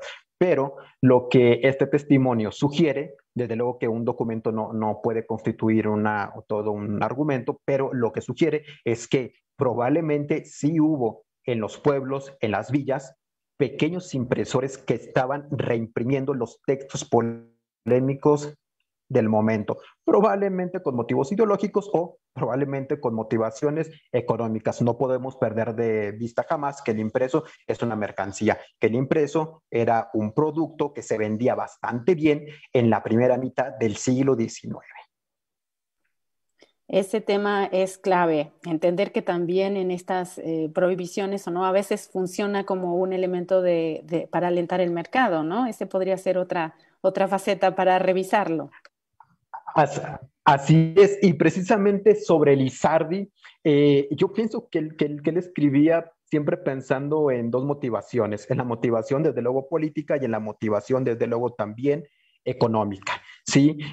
No hay un solo folleto de Lizardi, o bueno, sí los puede haber, pero era común, vaya, que en sus impresos Lizardi siempre asentara, tiene el costo tal, se vende en los lugares tales, y en algunos se especifica, y que no se les olvide que solamente tal imprenta tiene el derecho a imprimir mis escritos. Lizardi está inserto en una dinámica económica y él mismo la expresa, vaya, en sus impresos. Lo que él quiere, desde luego, es tener una influencia, pero quiere también vender, que no se nos olvide que los escritores, que los editores son personas con necesidades, ¿sí? Con necesidades humanas, que comen, que necesitan calzado, que necesitan un techo. Es buen punto recordar eso. Ayer y hoy también. Pregunta Laura Ruiz, ¿cuál obispado censuró más libros en función de tu investigación? Y podríamos pensarlo desde el punto de vista cuantitativo y también cualitativo. Creo que quizá acá habría matices de pensar si hay algún rango o alguna tipo de libro en particular que se hubiera, a los que se hubiera puesto más atención que a otros, ¿no? Entonces creo que va en los dos sentidos. Ella no lo dice, pero me imagino que lo está sugiriendo. Sí, y esto es bien interesante porque los obispados que prohibieron más libros fueron los obispados periféricos del norte, Monterrey y Durango. Nuevamente, 11 libros, 15 libros que no pueden parecer gran cosa, sobre todo si tenemos en mente los índices de la extinta Inquisición, pero hay que tener en mente también que para cada libro debía iniciarse un nuevo juicio de censura. Los obispados que prohibieron más libros fueron precisamente los obispados de Monterrey y el de Durango, que censuraron entre 11 y 15 libros. Y digo que es bien interesante porque uno pensaría, bueno, probablemente se prohibieron más libros, por ejemplo, en Puebla, en la capital mexicana, en Guadalajara, donde la imprenta ya se había establecido, donde además había una prensa prolífica, una prensa en ascenso, pero no, donde se prohibió más libros fue en la periferia norte. Y sobre eso tengo una hipótesis, no tengo argumentos certeros, pero mi suposición es la siguiente, ¿sí? Que en ciudades como Puebla, México y Guadalajara, los censores estaban más preocupados, estaban más interesados en censurar folletos y periódicos que los libros. En cambio, en Monterrey, en Durango, donde la prensa, la imprenta se introdujo de manera tardía, el primer periódico independiente de Monterrey se publicó hasta 1831, en Durango posteriormente. Toda vez que no había folletos, que no había prensa, los censores se enfocaron en perseguir libros. Contrariamente, sí, Puebla, Guadalajara, o en la capital, donde sí había periódicos, sí se estaban imprimiendo folletos con ideas desde la perspectiva del clero impías, bueno, probablemente se enfocaron en perseguir estos géneros. Y lo creo así porque si ustedes entran, por ejemplo, al catálogo de La Fragua, ¿sí? En la Biblioteca Nacional, y buscan folletos en Guadalajara y Puebla, van a encontrar bastantes. Pero, ojo, van a encontrar también prensa católica que van a estar contrarrestando los argumentos que los folletos y los periódicos impíos, entre comillas, están divulgando. Entonces, yo creo que hay una relación directamente proporcional entre producción de libros y censura. Donde había menos prensa, se censuraron más libros. Donde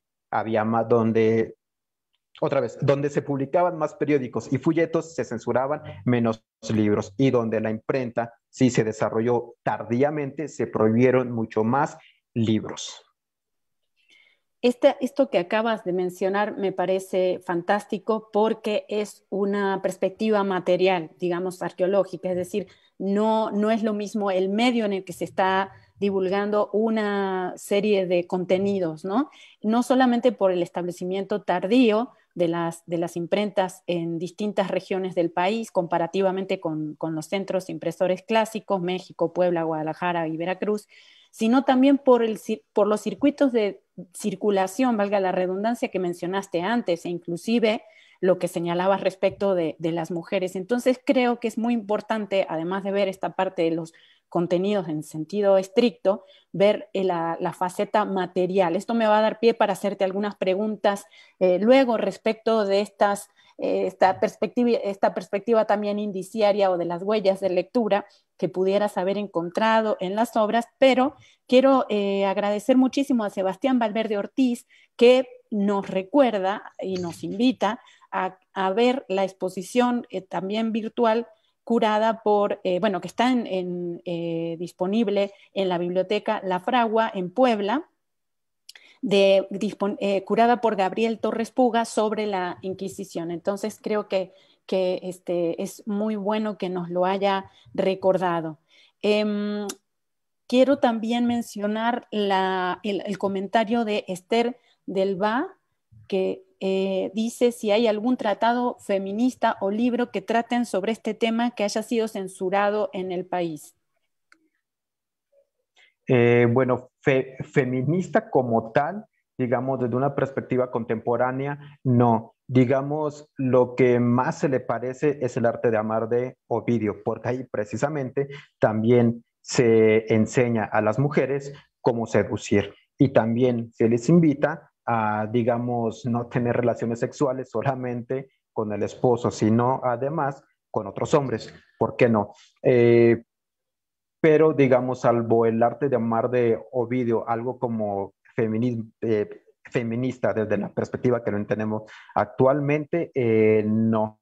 La mayor parte de los libros, y creo que ese punto no lo había abordado y lo preguntaste, digamos, el autor más censurado y más prohibido por todos los gobiernos diocesanos en México fue Juan Antonio Llorente. Juan Antonio Llorente, que era un sacerdote, Llorente que además era ex inquisidor, y sus obras eran prohibidas, causaban mucho recelo entre el clero mexicano, porque lo que sugería era que las iglesias nacionales, en este caso la iglesia mexicana, no podía ser autónoma y soberana en el marco de un Estado nacional autónomo y soberano, que la iglesia nacional mexicana debía ser fiel a las autoridades civiles mexicanas. La lealtad debía estar primero en el Estado y después en el Papa.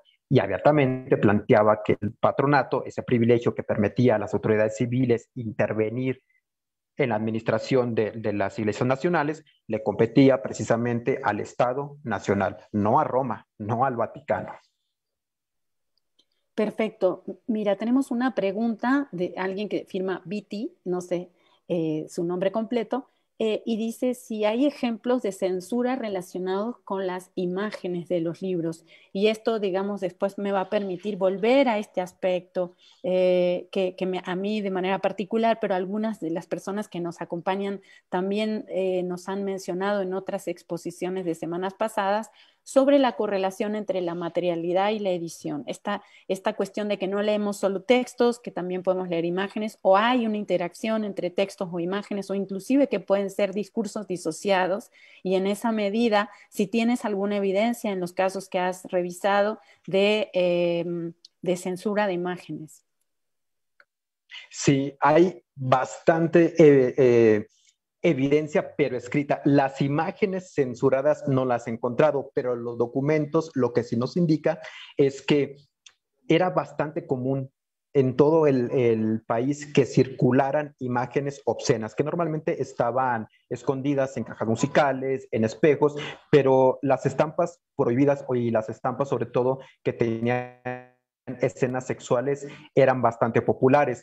Para el caso de San Cristóbal de las Casas encontré un juicio de censura que se le hizo a un arriero indígena porque vendió a un niñito de 8 o 9 años una estampa obscena donde se podía ver a un franciscano teniendo relaciones sexuales con una monja, que este tipo de escenas era bastante común en la Francia del siglo XVIII, que eran imágenes desde luego picantes, pero además que implicaban una crítica hacia el clero, hacerlos mortales, hacerlos terrenales. Ese tipo de escenas entre sacerdotes y monjas en explícita escena sexual eran bastante popular. Ahora mismo también se me viene a la mente un archivo del Cabildo Eclesiástico de Oaxaca en la cual se dice que hay estampas obscenas con títulos en francés que circulan mucho precisamente allá en Oaxaca. ¿Qué tenían esas imágenes? El documento no lo dice, pero digamos, todos estos indicios que he estado recopilando en los diversos archivos diocesanos, lo que sugieren es que efectivamente las estampas obscenas eran impresos bastante populares, eran impresos que se censuraban, que se vigilaban bastante. Lamentablemente, hasta ahorita no he podido localizar una sola de esas imágenes. Lo que me toca, pues, es imaginarlas. Respecto de eso, eso tiene que ver también un poco con las cuestiones de método. Tú nos decías al principio de tu exposición que en las listas muchas veces está el título, pero no está el autor, y no hay otras indicaciones de qué edición concretamente o formatos estamos viendo, o si está o no ilustrado, por ejemplo. Entonces, digamos que acá hay un ejercicio de reconstrucción a posteriori digamos, de una biblioteca, de unas lecturas particulares, y en este caso lo estás también poniendo en evidencia cuando dices, no tengo la estampa, me la tengo que imaginar. ¿Cuáles son esos recursos del método para que las personas que nos están acompañando nos puedan darse una idea de cómo procedes tú, en qué archivos están estos materiales, en qué acervos, y cómo se genera esa reconstrucción a la inversa, digamos, de esas bibliotecas ideales?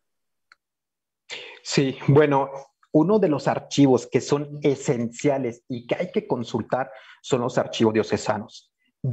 Desde mi experiencia, sí, y lo veo en la historiografía, los archivos diocesanos no suelen ser frecuentados, sí, y aquí voy a entrar un poquito en terreno pantanoso porque voy a entrar en la subjetividad, pero yo siento que hay una suerte de rechazo a estudiar cuestiones que tienen que ver con la iglesia, porque si estudias iglesia seguramente eres mucho, ¿no? Seguramente eres católico, seguramente eres un apologista, y desde luego, por lo tanto, nadie quiere estudiar archivos diocesanos. Pero además, hablando de metodología y dificultades y demás, consultar archivos diocesanos muchas veces no es tan simple. Hay algunos que sí son de acceso bastante simple, ¿sí? Y que inclusive tienen convenios con instituciones académicas, como es el Archivo Diocesano de San Cristóbal de las Casas, cuyo catálogo está disponible online y fue elaborado por el Colmex, ¿no? Pero hay otros archivos diocesanos en los cuales hay que entrevistarse con un sacerdote, como es el caso de Monterrey, donde tuve que ir a pedir permiso, tuve que entrevistarme con un cura, ir a decirle, explicarle, a justificarme de que no quería hacer un texto para atacar al clero mexicano, sino que estaba realizando un texto académico.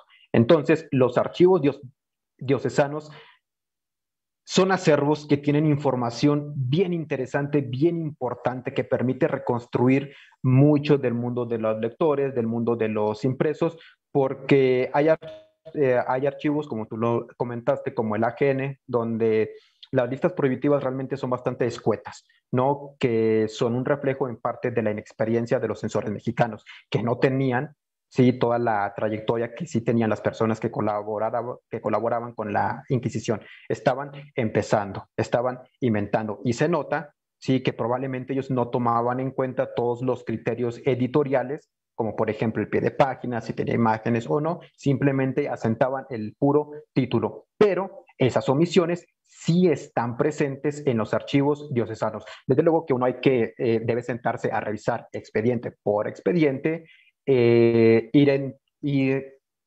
identificando estos elementos, ¿sí? Una de las maneras en las cuales yo pude reconocer cuáles eran las ideas específicas de un impreso que estaban incomodando al clero, pues es revisando debates públicos de los archivos civiles, por ejemplo, en el caso de Monterrey, inclusive también archivos materiales. En el fondo antiguo de la colección digital de la Universidad Autónoma de Nuevo León hay un texto de Juan Antonio Llorente que tiene la firma de un político bastante popular allá, que es apellida Llano, ¿no? Que Llano era una familia de políticos que acapararon los puestos del ayuntamiento civil antes de la independencia y después de la independencia. Entonces, este primer rasgo material, una nota manuscrita, lo primero que me hizo ver es, bueno, esta familia de políticos ¿sí? Leían a actores prohibidos. Después, al analizar las actas del Ayuntamiento Civil y, y de algunos impresos, de lo que me di cuenta es que habían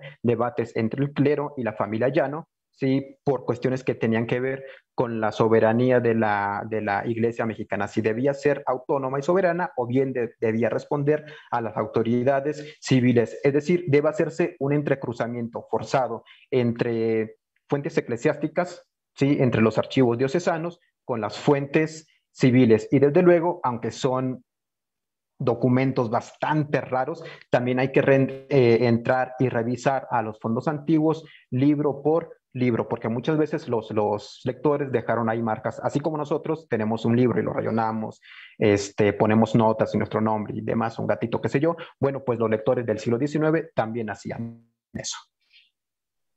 Perfecto, pues ese era un poco el punto, digamos, de cierre o de conclusión sobre estas marcas o huellas de lectura, porque finalmente estamos tras los indicios de estos lectores diversos que están muchas veces tratando de, en la línea floja, surcando las prohibiciones para poder allegarse de otras ideas.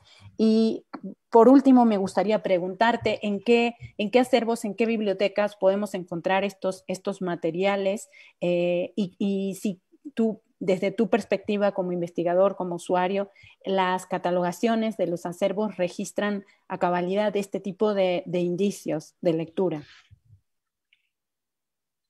Sobre los indicios de la lectura, no. Si bien los catálogos hoy en día cada vez son más sofisticados y en algunos casos sí se hace explícito si un libro tiene manuscritos, notas manuscritas o no, realmente lo que se tiene registrado es muy, muy poco. Sí, entonces no queda más que revisar título por título en la busca de tales rastros. No hay ningún catálogo, por lo menos de los que yo haya consultado a nivel nacional, a menos que alguien me indique lo contrario, vaya, pero que realmente tenga registrado la totalidad de los libros y pueda garantizar, sí, que la totalidad de los libros tienen o no notas manuscritas. Creo que ese es un terreno en el que falta avanzar bastante. Para los que quisieran incursionar en esta temática, creo que la principal fuente que debe consultarse es el Fondo Justicia Eclesiástica y el Fondo Gobernación del Archivo General de la Nación. ¿Por qué? Porque ahí se encuentra la correspondencia precisamente entre el Ministerio de Justicia y Negocios Eclesiástica con los distintos obispados. Se puede observar, por ejemplo, la frecuencia de las comunicaciones, la tónica, ¿no? Por ejemplo, el gobierno eclesiástico de Oaxaca en la década de 1820 es muy enfático con el ministerio en que necesita más recursos, necesita que se le doten de todos los elementos que sí tenía la Inquisición y los censores mexicanos. No, puede verse también como el gobierno diocesano regiomontano era mucho más conciliador, pero la información contenida en el AGN forzosamente debe contrarrestarse con los archivos diocesanos. No, nuevamente, son acervos que no podemos eludir.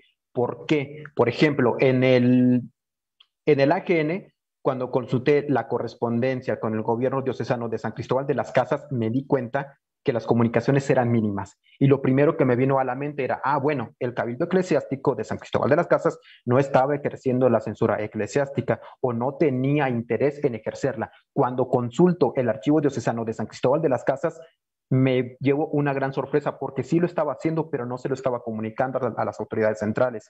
Inclusive en la década de 1830 se atreve a efectuar decomisos el clero mismo, cuando esa era una facultad que le competía a las autoridades civiles. Desde luego, esos rastros no están asentados en el AGN porque estamos ante una extralimitación de las funciones eclesiásticas. Debemos entrecruzar forzosamente esta fuente nacional, como el AGN, con los archivos diocesanos. Hay que perderles el miedo, vaya, el no ya lo tenemos, si hay que entrevistarse con un sacerdote, pues hay que hacerlo, ¿no? Pero son archivos que no podemos eludir. Bueno, esta última acotación tuya, porque ya vamos cerrando para dejarte descansar, ha gustado muchísimo tu presentación. Esta última acotación pone también en evidencia otra de las cosas que quisimos dejar plasmadas en el ciclo, que es hablar justamente de lo que está pasando en el mundo del libro y la edición y la lectura en otras zonas del país, que no es solamente la Ciudad de México. Tú nos estás alertando sobre la necesidad de cruzar acervos, documentos, tipos de documentos que residen en el Archivo General de la Nación y en archivos regionales. Y esto creo que es muy importante para empezar a tener una visión con más profundidad de lo que estaba pasando en el mundo del libro y la edición en México, no solo en el siglo XIX, sino a lo largo de la historia en México. Yo quiero agradecerte muchísimo tu puntillosa presentación, haber respondido a todas las preguntas, que fueron muchas, y también, antes de ceder la palabra a Catalina, quiero invitarlos a que nos acompañen la próxima semana, que vamos justamente a tener una otra perspectiva regional, que en este caso va a estar a cargo de la doctora Calíope Martínez, quien nos va a hablar de edición, comercio y política en Aguascalientes durante la reforma liberal. Los invitamos, por favor, a que nos acompañen, que nos sigan haciendo preguntas para que se las pasemos a los ponentes. Si alguien después ve esta presentación, nosotros con gusto vamos a conducir las preguntas, y por el momento me despido. Felipe, muchas gracias. Buenas tardes a todos, y Catalina, adelante. Muchas gracias, buenas tardes.